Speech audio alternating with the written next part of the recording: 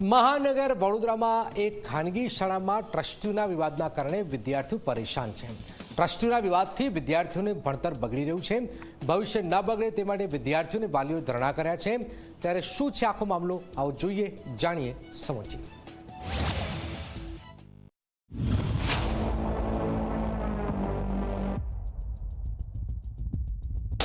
અમે અહીંયા શિક્ષણનો બહિષ્કાર કરીશું અને અહીંયા જ બેસીશું।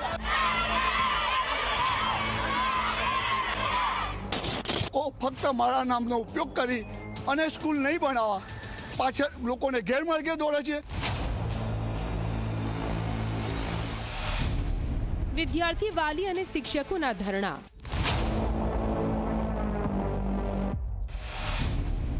છેલ્લા 8 મહિનાથી સ્કૂલ છે બંધ। બંધ શાળાથી બગડી રહ્યું છે ભણતર। ટ્રસ્ટીઓના ઝઘડામાં વિદ્યાર્થીઓનો ભોગ। તમે શાળા સામે વિદ્યાર્થીઓ કે પછી વાલીઓનું આંદોલન જોયું હશે। તમે શાળા સામે ક્યાંક શિક્ષકોના ધરણા પણ જોયા હશે, પણ અહીં તો ત્રણેય સાથે મળીને ધરણા પર બેઠા છે। વિદ્યાર્થીઓ, વાલીઓ અને શિક્ષકો ત્રણેય બંધ શાળાને ચાલુ કરવા અને વિદ્યાર્થીઓનું ભણતર ન બગડે તે માટે માંગણી કરી રહ્યા છે। ગુજરાતમાં શિક્ષણનો મોટા પાયે વેપાર થઈ રહ્યો છે। આડેધડ નવી શાળાઓને મંજૂરી આપી દેવાય છે, પરંતુ ત્યાર પછી એ શાળા બરાબર ચાલે છે કે નહીં તેની તકેદારી નથી રાખવામાં આવતી। કંઈક આવું જ થયું છે વડોદરાની નારાયણ ગુરુકુળ સ્કૂલમાં, જ્યાં ઓરડાની દિવાલ ધરાશાયી થઈ ગયા બાદ શાળાના બિલ્ડિંગને સીલ મારી દેવાયું છે। 8 મહિનાથી મારેલું સીલ ખોલવા માટે સંચાલકોને જાણે રસ ન હોય તેમ લાગે છે।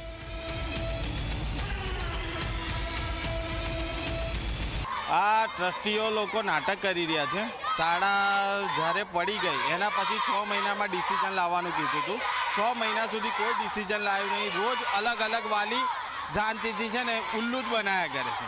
હવે એમાં દક્ષેશભાઈને કીધું છે કે તમારે અલગ થવાનું છે, બરાબર। એ અલગ થવા બી રેડી નહીં, મિટિંગમાં બી આવતા નહીં, કોઈ ટ્રસ્ટી ભેગા નહીં થતા। અમને ભાજી મૂડા સમજી રાખ્યા ચાલ। પણ અમારે આ સ્કૂલ, છોકરાઓને આ સ્કૂલ સાહેબ ભાવે તું નથી બીજી સ્કૂલમાં, એમને આ સ્કૂલમાં જ ભણવું છે, કેમ કે આપણે ભાડાના મકાનમાં રહીને પોતાના મકાનમાં રહીએ બહુ જ ફરક પડે છે। એટલે છોકરાઓ એવું કહે છે કે બસ અમારે આ સ્કૂલમાં જ ભણવું, સ્કૂલ ચાલ, પણ ટ્રસ્ટીઓ સાંભળતા નહીં। એટલે ના છે, અમને છેલ્લી મિટિંગ પણ અમને આપી, પછી અમારે ના છૂટકે હવે પાછું ફરીથી કરવું પડે છે। આ ખાનગી શાળાના સંચાલકોએ હાલ માત્ર વૈકલ્પિક વ્યવસ્થા કરી છે, પરંતુ તે 3 કિલોમીટર દૂર હોવાથી વિદ્યાર્થીઓને હાલાકી પડી રહી છે। પહેલા જે શાળાનું બિલ્ડિંગ હતું તે જ ફરી ચાલુ કરવા માટે માંગણી કરવામાં આવી રહી છે, અને આ જ માંગણી સાથે હવે વિદ્યાર્થીઓ, વાલીઓ અને શિક્ષકોએ ધરણા શરૂ કર્યા છે।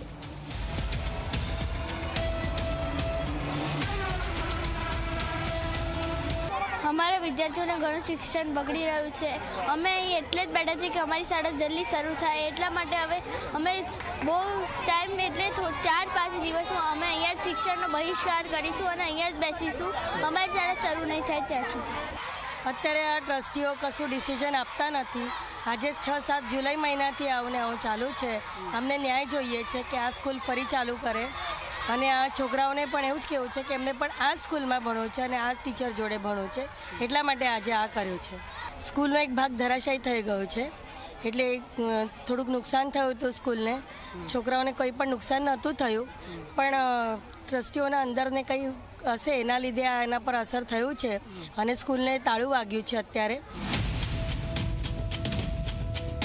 શાળાના જે ટ્રસ્ટીઓ છે તેમનો પણ અંદર જોરદાર વિવાદ ચાલી રહ્યો છે। નારાયણ ગુરુકુળ વિદ્યાલયનું બિલ્ડિંગ બન્યું તે જમીન ભાજપના કોર્પોરેટર નૈતિક શાહના પિતા દક્ષેશ શાહની છે। તેઓ શાળામાંથી પોતાનો ભાગ છૂટો કરવા માંગે છે, પરંતુ અન્ય ટ્રસ્ટીઓ તેમને જમીનનો યોગ્ય ભાવ આપવા માટે તૈયાર નથી, જેના કારણે બિલ્ડિંગનું રિપેરિંગનું કામ આગળ વધી નથી રહ્યું। શાળા પર વિશ્વાસ રાખીને એડમિશન લેનારા વિદ્યાર્થીઓ અને તેમના વાલીઓ હાલ ફસાઈ ગયા છે। કેટલાક વાલીઓએ ટ્રસ્ટી દક્ષેશ શાહને પણ ઘેરાવ કર્યો હતો, પરંતુ તેમણે સ્પષ્ટ કહ્યું કે મને મારા પૈસા મળી જાય એટલે હું છૂટો થઈ જઈશ। એ લોકોએ 2015માં મિલકત વેચીને દસ્તાવેજ કર્યો છે, એના કરતાં મને ઓછા પૈસા આપે છે।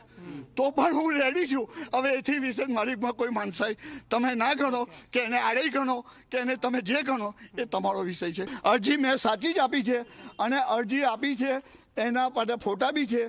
અરજી ખોટી છે જ નહીં. આ બિલ્ડિંગ ચાલે એવું જ નથી. આજે બી એમને રિપેરિંગ કરીને બિલ્ડિંગ ચલાવું છે. પણ હું ટ્રસ્ટી તરીકે જવાબદાર શહેરનો નાગરિક હોય હું આ બિલ્ડિંગને તોડી નવું બનાવે એટલા માટે હું અંદરથી નીકળી જાઉં છું. 8 મહિનાથી બંધ આ શાળાથી વિદ્યાર્થીઓ અન્ય જગ્યાએ બેસીને અભ્યાસ કરી રહ્યા છે. તગડી ફી ભરીને પણ વિદ્યાર્થીઓને કોઈ સારી સુવિધા નથી મળતી. આ મામલે જ્યારે અમે જિલ્લા શિક્ષણ અધિકારીને મળ્યા તો તેમણે હાથ અદ્ધર કરી દીધા. ત્યારે ટ્રસ્ટીઓના આ ડખામાં વિદ્યાર્થીઓને ક્યારે ન્યાય મળે છે તે જોવું રહ્યું. રવિ અગ્રવાલ, ઝી મીડિયા, વડોદરા.